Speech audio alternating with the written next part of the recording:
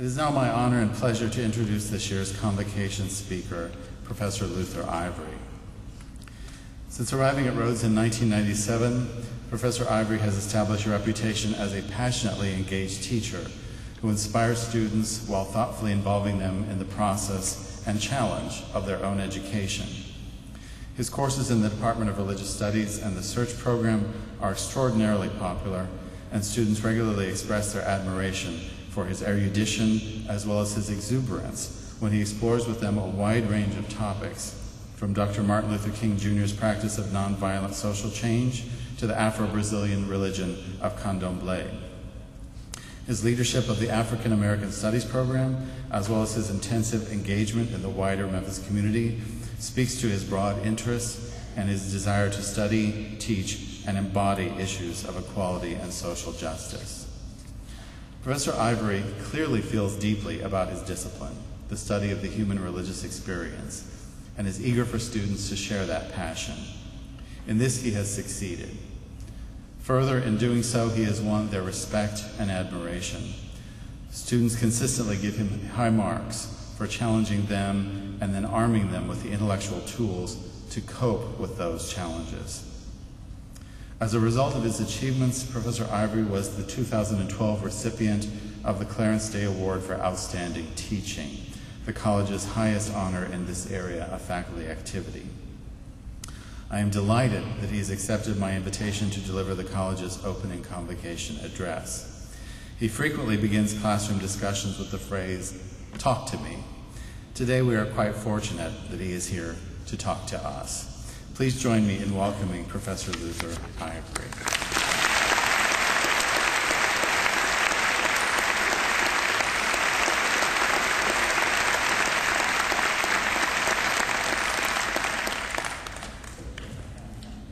Good morning.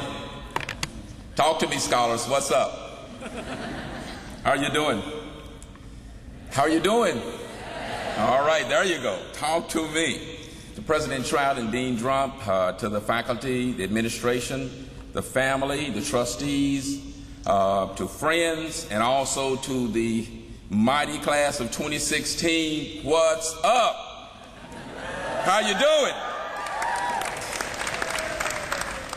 Now today I want to talk to you about the pillars of wisdom for Rhodes scholars. Actually, there are 120 pillars. So for the next 3 hours, well, actually, my colleagues who have come before me have erased 117 of the pillars. Whew. So for the next few minutes, I want to talk to you about 3 pillars of wisdom for the Rhodes scholars. Remember, you're in college now. You're Rhodes scholars. You're linked. Rawr! So now, since you're a Rhodes scholar, remember this: it's not what you call, but what you answer to that ultimately counts, that will make the difference. By pillar, I mean this: it's some sort of foundational belief or internalized orientation that provides strength so that you won't give up. That can guide you, orient you, motivate your types of behavior when you go through times of demanding stress and demanding choice. The first pillar of wisdom I'd like to lift up to you is an abiding commitment to excellence.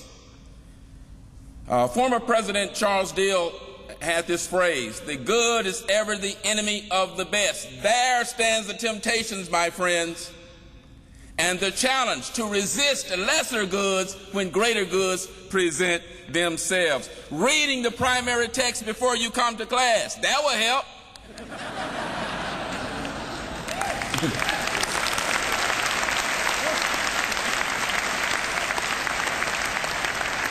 Making sleep number 17 of the 16 priorities in every human being's life every day. Number 17. Actually, you only need 4.5 hours of sleep every day. All the rest of it is gravy. And what are you going to be doing in those other hours, 20 hours? Into the library. Reading, talking, communicating, collaborating, choosing to rewrite those class notes when you're scared or somebody comes up to you and say, "Hey, my sister, let's go to Zenny East or Blue Monkey." You resist those challenges and you will read the way you're supposed to be. If you look at any type of a survey on Rhodes College, among being the top scholars in the Milky Way, among being the most beautiful campus on the globe, you will discover that the Rhodes Scholar is a person who reads, R-E-A-D.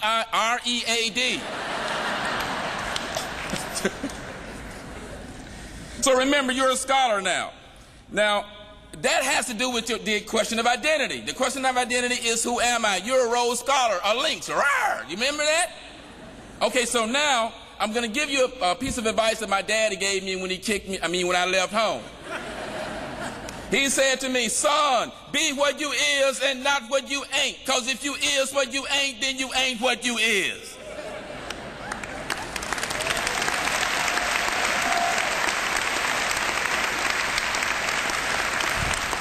So what is he telling me? Negotiate the question of identity. All of us are really three people. See, I am who I think I am. That's my ego. I have a small one.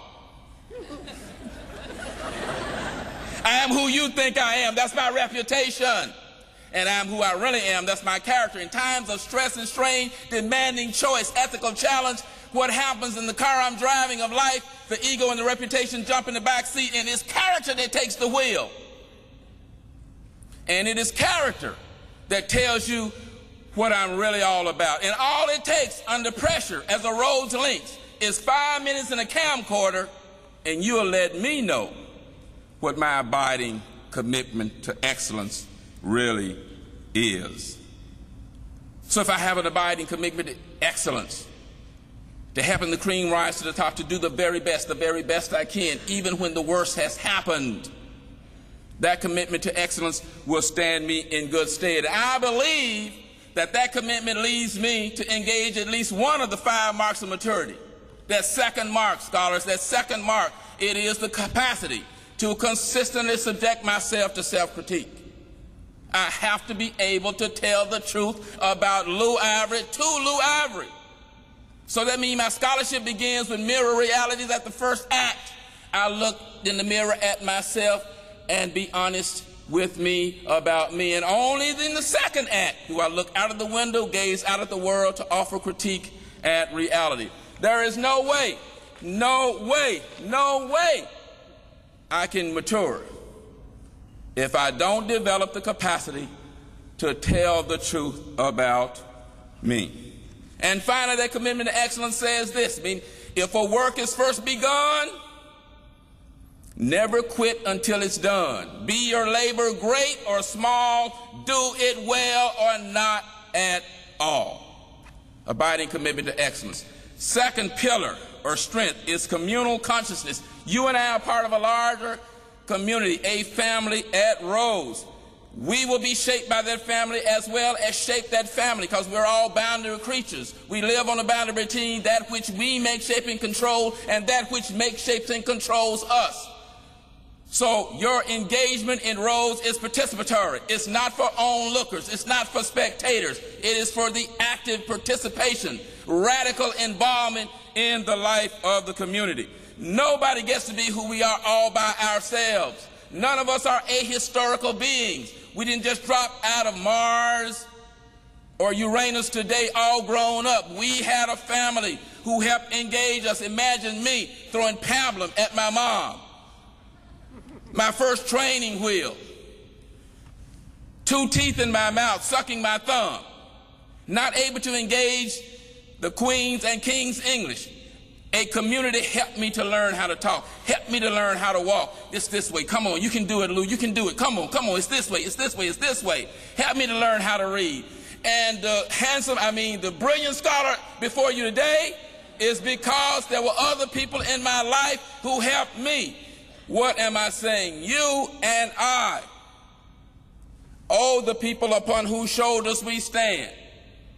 You, class of 2016, look to your left and the right, are people upon whose shoulders you stand. Now, up there, you can see farther. And if you can see farther, you are expected to go farther. No excuses, no excuses. We're interested in results. No excuses, no excuses. We're interested in results. And President has already told you, you will succeed. You will be bionic intellectuals.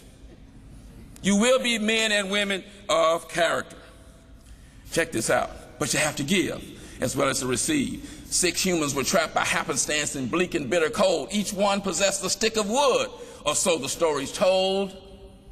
Their dying fire in need of logs was flickering from sight, while in each hand was held the prize that could save 6 lives that night. The first man looking across the way saw one not of his church and could not bring himself to give the fire his stick of birch. A woman sitting around the fire, clutching, held hers back. From one of the faces in the circle, she noticed it was black. The black man's face bespoke revenge as the fire died down from sight. He would not give his log to help warm anyone who was white. A poor man sat in tattered rags. He gave his coat a hitch. Why should he give the fire his log to warm the lazy, idle rich? A rich man sat back and thought of all the riches he had in store and how to keep what he had earned from the lazy, shiftless poor. Now the final woman of this forlorn group did nothing except for gain. Giving only to those who gave to her was how she played the game. And so the logs were held tight in death's steel grip. This was proof, Rhodes scholars, of human sin. These 6 died, but they did not die that night from the cold without. They died from the cold within. Second pillar, communal consciousness. Communal consciousness. You and I are part of a larger organism, a family. And it is that family that will nurture each one of us. And by the way, when you go to Barrett, there are going to be some bound volumes for you to read. No question about that. But there are some 2-leg volumes and books for you to read. Some people with stories and narratives. I would argue in this pillow that it's existentially impossible to genuinely engage the book of a human being and leave unaffected or remain the same person. Communal consciousness. And finally, my third pillar I'd like to lift up to you is perseverance. Never give up, never give up. Don't quit, don't quit. I don't care what happens. Never give up, never give up. Don't quit, don't quit. I have learned that success in my life has usually come one step beyond the point where I would have failed had I given up. That's what I have learned. Never give up, never give up, never give up. Rhodes will tell you this: we're interested in your past until you sign the honor pledge. And then an orientational perspective shifts. Now the Rhodes community is interested in your future. What you're hoping for, what you're creating, who you're becoming. That's what we're interested in. I'm not sure if this is a true story, but I read it once in Reader's Digest. Should I tell y'all that? It was about a sister who had graduated from a liberal arts college somewhere in the South, perhaps Memphis, Tennessee, could be Rhodes College, they didn't specify. But she had her BS or BA in hand. She was walking out to get a job, could not find one. So she saw an ad in the newspaper or magazine, said, here's an ad for a job in a city in Colorado.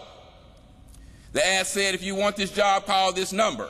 She called the number. The voice on the end of the phone said, Bond, James Bond. No, just kidding.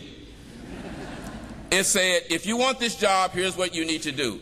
Get you an airline ticket into this city to arrive at 10 p.m. at night. When you get to the airline and get out of the plane, somebody will be there to meet you. Got her a ticket. It said, by the way, if you get the job, we can pay for your flight. But if you don't, then you would have to pay for your flight back to where you come from. She got the ticket with great anticipation, like you all would do in 2016, going out there to conquer the world, arrived at the airport. Nobody's there to meet her. A snowstorm shut the city down. No snow plows, no nothing. There was a note at the desk that said to her, if you want the job, you may have to walk to the hotel 2 miles. When you get there, the desk will have more instruction. 2 miles she walked. Got to the hotel at 1 a.m. At the desk, the desk clerk handed her a note and it said, be ready at 5 a.m. for your interview for the job. It's 1 a.m. Sleep is the last priority.